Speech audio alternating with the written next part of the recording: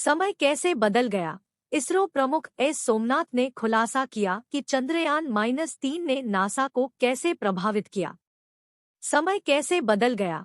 इसरो प्रमुख एस सोमनाथ ने खुलासा किया कि चंद्रयान-3 ने नासा को कैसे प्रभावित किया। इसरो प्रमुख ने इस बात पर जोर दिया कि भारत अब शीर्ष स्तर के उपकरण और रॉकेट बनाने में सक्षम है।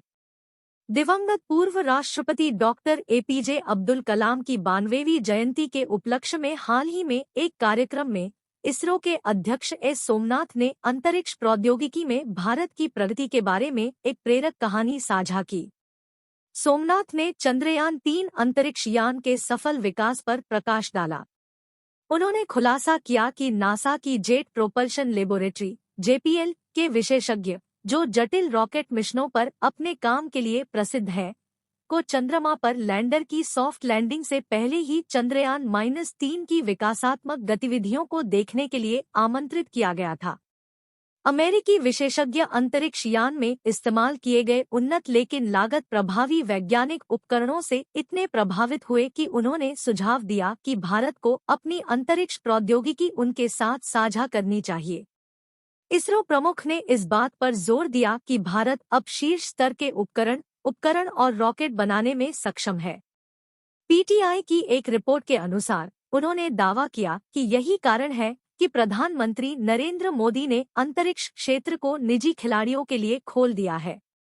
इसरो प्रमुख ने इस बात पर प्रकाश डाला कि अमेरिका, चीन और तत्कालीन सोवियत संघ के बाद भारत चंद्रमा पर उतरने वाला चौथा देश है। इसरो प्रमुख ने कहा, हमारा देश बहुत शक्तिशाली देश है। आप समझ गए?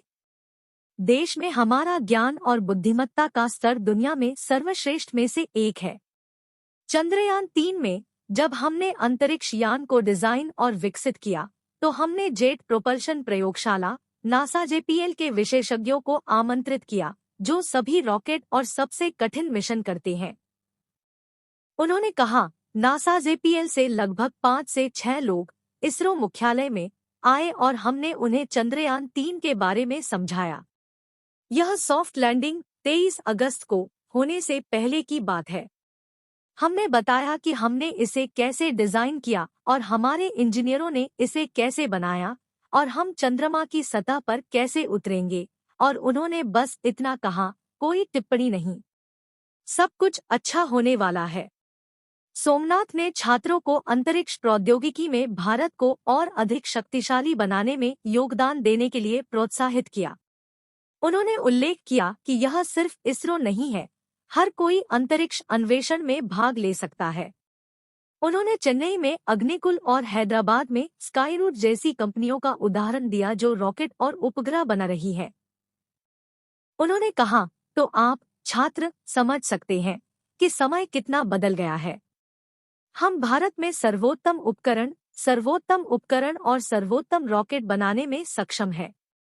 इसीलिए हमारे प्रधानमंत्री नरेंद्र मोदी ने अंतरिक्ष क्षेत्र को खोल दिया है। उन्होंने युवा दर्शकों से डॉक्टर कलाम की जागते हुए सपने देखने की विचारधारा का पालन करने की अपील की। उन्होंने पूछा कि क्या उनमें से किसी ने चंद्रमा पर जाने का सपना देखा है। उन्होंने अपना दृष्टिकोण साझा किया कि एक दिन उनमें से एक रॉकेट डिजाइन कर सकता है जो चंद्रमा पर जाएगा, या यहाँ तक कि एक अंतरिक्ष यात्री बन जाएगा जो चंद्रमा पर उतरेगा। सोमनाथ ने डॉक्टर कलाम की असीमित शक्ति में विश्वास और उनके प्रेरणादायक कार्यों के बारे में बात की।